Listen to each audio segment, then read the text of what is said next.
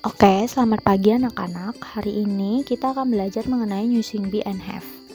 Ya, chapter pertama kita harus membedah bagian ini karena ini adalah hal yang paling dasar dalam belajar bahasa Inggris. Dan sebagian besar kadang kalau kita mau mengecek grammar kita sering sekali mengalami kekeliruan begitu, padahal ini yang paling mudah begitu. Oke, kita lanjut. Ya, yang pertama kita akan membahas tentang singular noun. Kalau singular noun, apa sih Miss singular noun? Singular noun itu adalah kata benda yang jumlahnya hanya ada satu. Nah, singular noun sendiri itu akan memiliki to be yang bersifat singular atau tunggal. Ya, singular itu tunggal. Artinya kata benda ini mewakili satu benda saja. Kemudian be yang digunakan wajib tunggal yaitu is, baru diikuti dengan kata benda lagi. Contohnya Indonesia is a country. Ya, di sini ada kata Indonesia. Indonesia ini berarti hanya ada satu negara. Karena satu negara yaitu namanya Indonesia, maka dia memiliki pasangan to be-nya is. Ya, kemudian diikuti dengan a country. Nah, di sini bersifat sebagai artikel. Miss, apa sih artikel itu? Artikel itu enaknya ngomong kata depan gitu ya. Oke, lanjut contohnya lagi. A cat is an animal. A cat is an animal. Miss, kenapa ya kok di sini ada kata an sebelum masuk ke sini ya? A cat ini jumlahnya singular atau tunggal, maka be-nya wajib diikuti dengan is. Lalu an animal sendiri ini menunjukkan bahwa huruf depan yang kita tunjuk sebagai noun object itu diawali dengan huruf vokal, yaitu a, i, u, e, o. Ya, ketika kita membacanya itu masuk ke huruf vokal a, i, u, e, o, maka di depannya harus diberi kata artikel an, bukan begitu ya. Oke, itu saja. Lanjut. Contohnya ini. A horse is an animal. Jadi seekor kuda adalah sebuah hewan atau seekor hewan. Ya. Jadi di sini an ini adalah artikel karena di depannya ada huruf vokal, maka saya menggunakan an. Saat ini kalian boleh mencoba untuk berlatih secara pribadi ya. English is bla bla bla language.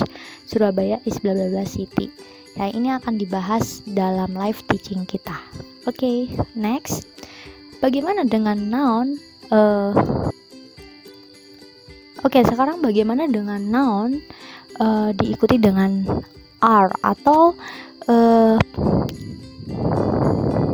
plural noun. Nah, plural ini artinya adalah kata benda yang sebagai subjek itu bersifat jamak, artinya lebih dari satu. Oke, contohnya ini cats. Karena dia banyak, maka dia harus ada s. Kucing-kucing ya, baru diikuti be-nya itu are. Ya, kalau kata benda itu lebih dari satu dan jumlahnya banyak, maka dia harus diikuti dengan to be are. Bu, bagaimana ya kalau saya menggunakan kata benda itu misalnya I, apakah saya menggunakan are atau is? Lah, khusus untuk I maka to be-nya menggunakan am ya. Kalau hewan, nama orang, you, they, we, see, he, it itu baru menggunakan are atau is. Ya, kita lanjut ke bagian pronoun plus be plus noun. Apa sih kata pronoun ini? Pronoun ini adalah kata benda atau kata ganti. Ya, gampangnya itu kata ganti. Contohnya cats. Cats ini kan lebih dari satu. Boleh dong saya pakai kata ganti they. Lalu saya, teman saya, adik teman saya bersama-sama dengan saya. Boleh nggak saya menggunakan kata ganti kami? Bisa. Ya, jadi pronoun ini adalah kata ganti. Oke, kita lihat ya di sini. Di sini ada personal ya, ada yang subjek, ada yang sebagai objek. Kalau sebagai subjek, ini yang kita akan bahas, yaitu pronoun kata ganti seorang pribadi atau beberapa pribadi, lalu benda, begitu ya. Contohnya I ini kata ganti saya sendiri secara pribadi. You ini bisa sebagai kata ganti kalian atau bisa juga mengganti kata ganti kamu. We ini adalah kami, they mereka, she itu dia perempuan, he dia laki-laki, dan it ini adalah kata benda atau hewan. Ya, kalau yang belakang-belakang sini ini sebagai tambahan saja supaya kalian tahu ya. I ini tidak bisa dijadikan objek. Contohnya, you love me. Ya, kamu mencintai saya. Saya nggak boleh bilang you love I, karena saya sebagai objek ini tidak boleh pakai I, tetapi pakai me. Begitu ya. Oke, itu gampangnya. Lalu kalau possessive adjective ini nanti kita akan bahas di pertemuan selanjutnya. Oke, ya ini adalah subject pronoun, object pronoun, possessive adjective ini sama ya. Ini sebagai tambahan supaya kita sama-sama tahu. Bu, kalau singular I, objeknya me. Kalau memiliki suatu benda itu pakai my, tapi harus diikuti dengan noun atau kata benda. Ya, lalu possessive pronoun ini apa? Possessive pronoun ini kepunyaan, kata ganti sebagai kepunyaan. Contohnya ya, my book ya, this is my book. Berarti my book ini boleh nggak saya bilang this is mine ya. Jadi dia itu sudah mencakup kata ganti kepunyaannya, begitu ya. Kalau reflective pronoun nih myself ya, diri saya sendiri, seperti itu dan seterusnya. Ini bisa digunakan dan kita harus hafal ini. Sebagai subjek itu apa saja, sebagai objek apa saja, lalu possessive adjective sama possessive pronounnya itu apa saja. Perbedaan possessive adjective dengan possessive pronoun apa sih? Kalau possessive adjective itu diikuti dengan noun saja, kalau possessive pronoun itu sudah tidak perlu diikuti noun ya. Jadi ini sudah mencakup kata bendanya itu sudah dirangkum dengan kata mine, ours, yours ya. Jadi tidak perlu ya diikuti dengan kata benda untuk possessive pronoun. Oke, lanjut. Pronoun itu punya pasangannya ya. Jadi tidak hanya kalian ya, kalian mungkin punya pasangan, mungkin berapa di antara kalian yang sudah kuliah atau sudah kerja, kalian mungkin punya pasangan, tapi nggak cuma kalian saja yang punya pasangan, tapi juga pronoun punya pasangannya, dan nggak boleh salah pasangan ya. Kalau kalian salah pasangan berarti nanti ya keliru, begitu ya. Kalau I ini sudah jelas pasangannya am, you are, they are, we are, she is, he it itu pasangannya is. Sedangkan kalau di masa lampau, ini untuk masa sekarang ya, atau yang saat ini yang sedang berlangsung atau hari-hari inilah, itu present itu masa sekarang. Kalau masa lampau kalian menggunakan was or were ya. Was ini digunakan untuk subjek I, see, he, it. Lalu untuk were itu you, they, we, see. You, they, we ya. Oke, ini adalah construction with be. Kalau tadi kita udah belajar pronoun dengan pasangannya be, maka pronoun dengan be ini bisa digabung. Ya, gabungan antara pronoun dengan be ini dinamakan dengan construction. Ya, construction. Contohnya I dengan am, maka saya dikonstruk jadinya am. Ya, she is dikonstruk jadinya she's. He is dikonstruk jadinya his, dan seterusnya. Contohnya gini, I am student. Ya udah, saya nggak mau bu pakai I am. Saya maunya dikonstruk aja. Ya udah, I'm student. I'm student. Ya, jadi seperti itu. I'm student. Lah, ini M-nya itu sudah nggak kelihatan. Contohnya, she is student. Ya, nanti she is student-nya ini sudah tidak ada. Jadi, she's a student. Ya, boleh nggak? Boleh. Jadi, ini itu adalah gabungan pronoun yang diikuti be, itu dinamakan construction. Ya, Oke, lanjut. Negative with be. Negative with be setelah to be atau be itu wajib diikuti dengan not. Itu hukumnya wajib. Kalau kita membuat kalimat negatif, maka not ini harus setelah to be. Bu, saya nggak mau setelah to be, saya maunya I not am. Salah ya, yang betul adalah I am not. Harus diikuti to be dulu baru not. Oke, ini adalah contoh-contohnya. Ini sangat mudah ya, kalian pasti sudah tahu tentang ini. Oke, lanjut. Be plus adjective. Apa sih adjective itu? Adjective ini adalah kata sifat ya, noun kata benda, pronoun kata ganti, kalau adjective kata sifat. Ya, kita lihat. She is young. Nah, semua yang punya kata sifat itu wajib diikuti dengan be belakangnya. Jadi sebelum ada kata sifat atau adjective, sebelumnya itu harus ada to be atau be ya. Bisa menggunakan is, am, are, bisa juga menggunakan was dan were ya. Oke, next. Construction be dan not. Jadi be ini bisa dikonstruk dengan not.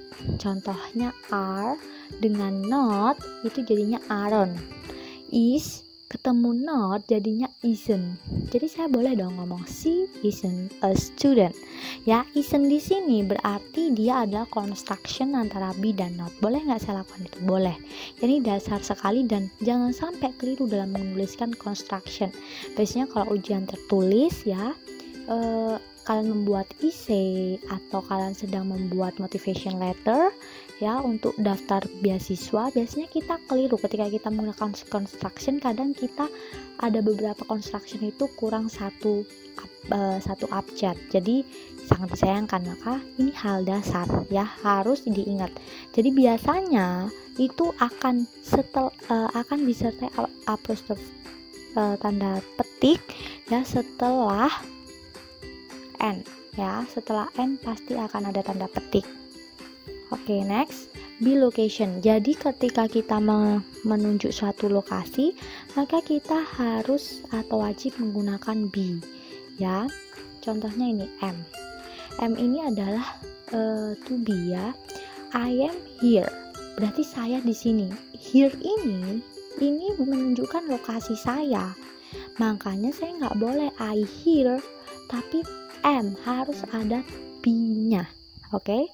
Apa saja sih kata-kata location di dalam bahasa Inggris? Ada here, there, downstairs, upstairs, inside, outside, and downtown. Lah, ini Bu artinya apa ya? Coba aktif cari sendiri di kamus. Coba hafalkan kata-kata ini supaya kita tidak asing, karena ini menunjukkan lokasi ya. Oke, lanjut. Be location. Be location ini dia itu disertai dengan prepositional phrase ya. Kelas 12 kapan ya, baru beberapa waktu yang lalu ya saya ngajarin prepositional phrase, lalu kalian juga latihan membuat essay ya. Oke. Di sini kalau prepositional phrase ini diikuti ketika kalian menunjukkan satu kata lokasi yang tepat gitu ya. Maksudnya gimana nih Bu? Saya bingung. Jadi contohnya kalian ngomongin tentang ruang kelas. Nah, ruang kelas di sini kalian membutuhkan preposisi. Bu, apa sih preposition itu? Preposisi itu kata depan. Oke, saya ulangi ya. Kalau kita menunjukkan satu lokasi, kita juga bisa membutuhkan preposisi. Nah, preposisi sendiri apa? Preposisi itu kata depan. Ya, preposisi adalah kata depan. Ya, saya yakin kalau preposisi phrase itu apa Bu? Preposisi phrase itu dia gabungan antara kata depan dengan noun-nya. Jadi, prepositional phrase ini terdiri dari dua kata. Yang jelas adalah gabungan ya antara preposisi dengan objeknya atau noun-nya. Nah, preposisi ini itu apa sih? Preposisi sudah jelas itu kata depan. Ya, preposisi itu artinya kata depan.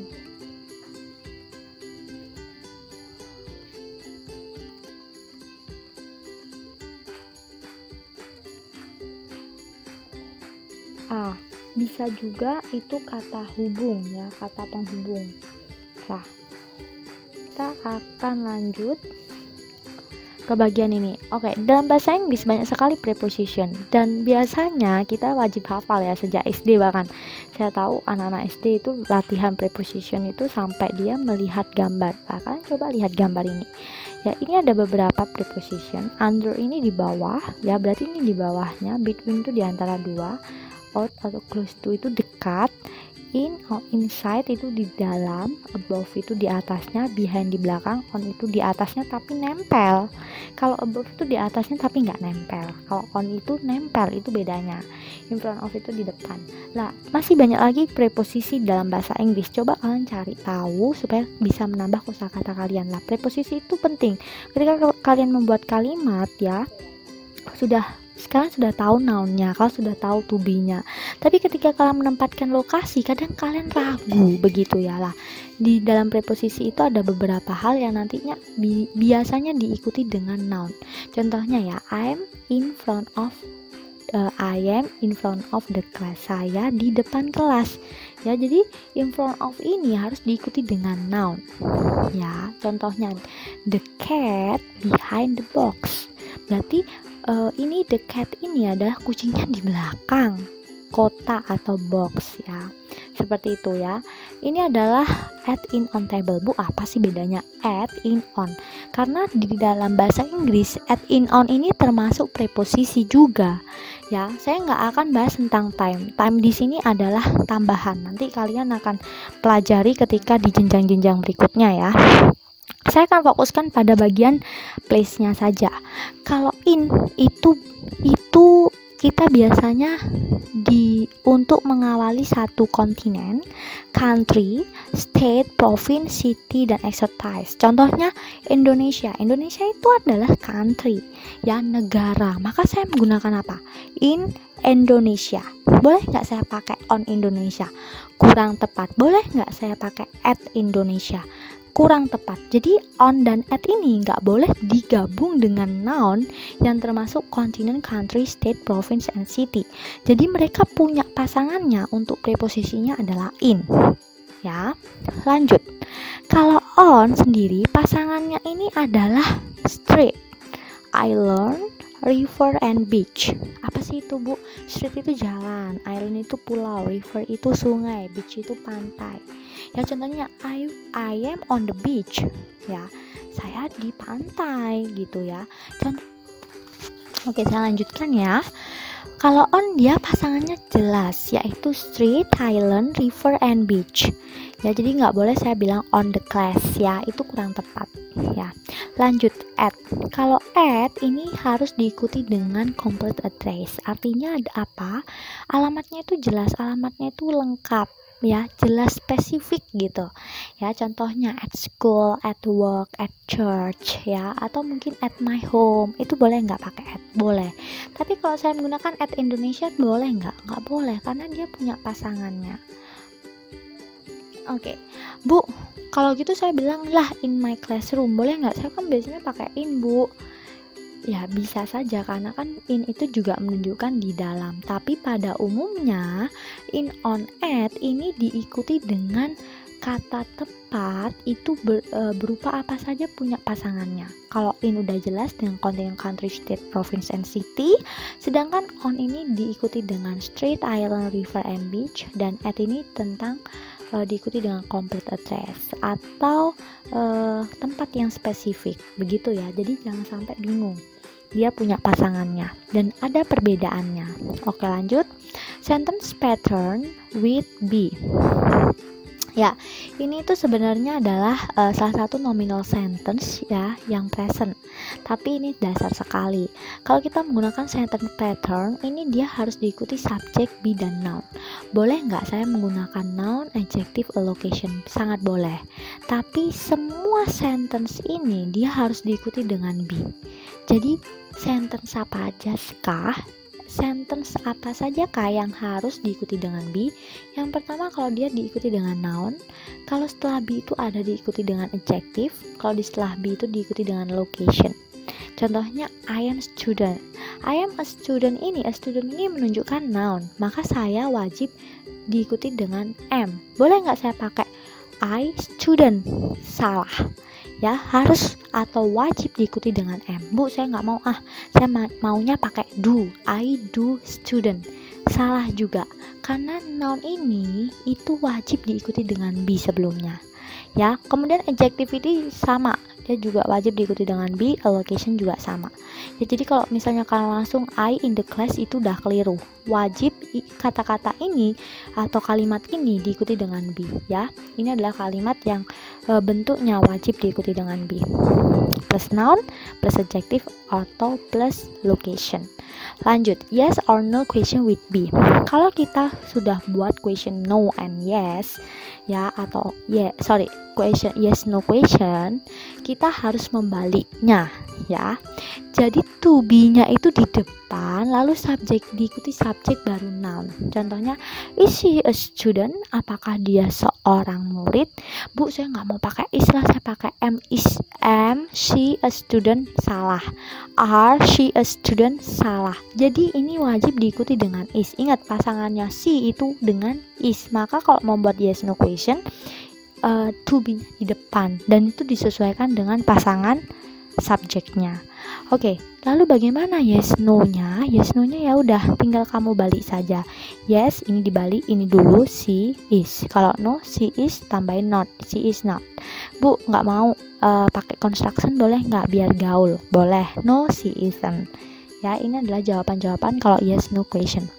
Kalau kalian mau buat tanya ke orang barat ya, misalnya she is student, tapi kalian nggak mau pakai is, biasanya langsung atau pakai word. Biasanya ya anak-anak Indonesia kalau baru ketemu orang bule terus pakai word, padahal di sini adalah wajibnya diikuti dengan be. Hati-hati ya, jadi ini grammar dasar tapi kadang aplikasinya kita keliru ya. Lanjut, question with be using. Oke, saya ulangi ya. Kalau question with be using where, kita kan tadi udah bahas ya, kalau location tuh wajib diikuti dengan be. Nah, contohnya ini, where, ini adalah formulanya, where itu harus diikuti dengan be dan subject. Contohnya, where is the book? Berarti di mana buku itu? Where is Kate? Di mana Kate? Where is my cat? Di mana kucingku? Where are the books? Di mana buku-buku itulah. Kadang kita kalau masih awam, kita menggunakan kalimatnya seperti apa? Where the book? Where Kate? Where my cat? Ya, ini salah. Karena apa? Dia menunjukkan lokasi. Kalau sudah menunjukkan lokasi, wajib diikuti dengan be. Dan be-nya itu mengikuti noun-nya. Kalau noun-nya di sini jamak, maka ikuti dengan are. Kalau ini noun-nya tunggal, maka ikuti dengan is dan lainnya ya. Jadi jangan sampai bingung. Contohnya, Bu, kalau I gimana? Where am I? Ya, jadi am I. Ikutin pasangannya. Ya, jangan sampai salah pasangan antara be dan subject. Lanjut, ini using have dan has. Sekarang kita lanjut. Using have dan has ini punya contoh ya. Kalau kita gunain kalimat ini, kadang kita mikir have itu artinya apa sih? Have itu artinya mempunyai, tapi boleh nggak jadi auxiliary? Boleh ya, nanti saya akan bahas ini di pertemuan-pertemuan selanjutnya ya, mungkin ada topiknya dan saya akan bahas di situ. Oke, di sini kita menggunakan have dan has ini yang artinya mempunyai, tapi Ayu Dewi itu wajib pasangannya dengan have. Kalau si Hiit wajib pasangannya dengan has, dan ini nggak boleh salah pasangan ya. Ini contoh-contohnya, I have a book, you have a pen, they have cats. Boleh nggak saya gunakan she have drawing pen? Salah. He have phone ya. Padahal sudah jelas Ayu Dewi dengan have, si Hiit dengan has. Jadi jangan salah pasangan ya. Lanjut, using my, your, his, her, our, their. Ya, possessive adjective ini di sini sebagai tadi saya sudah bilang, dia itu kepunyaan, ngomongin kepunyaan, di mana dia wajib diikuti dengan kata benda. Contohnya, I have a pen, berarti saya sedang punya pulpen dong. Karena I have a pen, maka saya boleh bilang nggak, my pen is red, gitu. Jadi benda saya ini itu adalah subjeknya. Jadi my ini wajib diikuti dengan kata benda, nak. Nggak boleh my is red ya, salah. Atau kalian nggak wajib pulpenku pen I is red atau I pen is red, udah salah itu. Jadi possessive adjective ini gunanya untuk menunjukkan kepunyaan ya, yang diikuti dengan kata benda. Kemudian contohnya Bobby has a dog. Ingat tadi saya udah bilang ya, kalau I ikut pasangannya have. Kalau satu orang pasangannya apa? Has. Kalau dua orang pasangannya apa? Have ya. Bobby has a dog. His dog is cute. Lah, his ini tuh kan anjingnya lucu. Lah, dog ini dia punyanya si Bobby. Maka his ini adalah possessive adjective. Dia menunjukkan kepunyaan yang wajib diikuti dengan noun. Lanjut ya, using this and that. Ya. Kalau this dan that ini menunjukkan singular. Apa sih singular itu? Singular itu tunggal. Kalau tunggal jumlahnya berarti hanya satu. Contohnya, I have a book in my hand. Berarti this book is red. Ya, berarti a book bukunya itu cuma satu. To be-nya ini juga is, berarti nunjukin cuma satu. Berarti saya pakai apa? This, nggak boleh pakai yang jamak. Dan booknya di sini nggak boleh ada s. Contohnya lagi, I have a book in my desk. Lah, that book is red. Berarti itu menunjukkan buku itu merah. Lah, bedanya this sama that itu apa sih?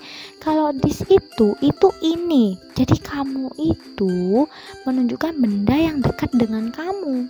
Tapi kalau that itu menunjukkan benda yang tidak dekat dengan kamu, ya. Oke, sekarang saya akan bahas tentang using this atau those. Lah, kalau tadi this dan that, dia adalah satu kata yang menunjukkan suatu benda itu singular, artinya satu. Tapi kalau this those ini untuk menunjukkan satu benda itu jamak atau lebih dari satu. Contohnya ya, kalau di sini this book is red, ini kan menunjukkan satu benda saja, buku ini merah. Tapi saya mau bilang buku ini itu dalam jumlah yang banyak, lebih dari satu. Contohnya ini, these books are red, buku-buku ini merah. Ya, berarti saya menggunakan kata this. Dan setelah itu yang wajib diketahui, this ini wajib diikuti dengan nouns yang jamak. Jadi kalau misalnya this ini ada noun, ini nggak boleh nggak ada s. Jadi this book itu salah, wajib diikuti dengan s, begitu ya. Kalau those pants are black, ya those itu kan menunjukkan itu, tapi kan karena dia plural maka nounnya juga wajib pada s-nya. Dan to be-nya juga mengikuti, begitu ya bedanya. Lanjut, asking question with what and who plus be. Ya, kalau what itu ngomongin tentang benda, kalau who ngomongin tentang orang. Nah, what dan who ini bisa diikuti dengan to be. Gimana caranya?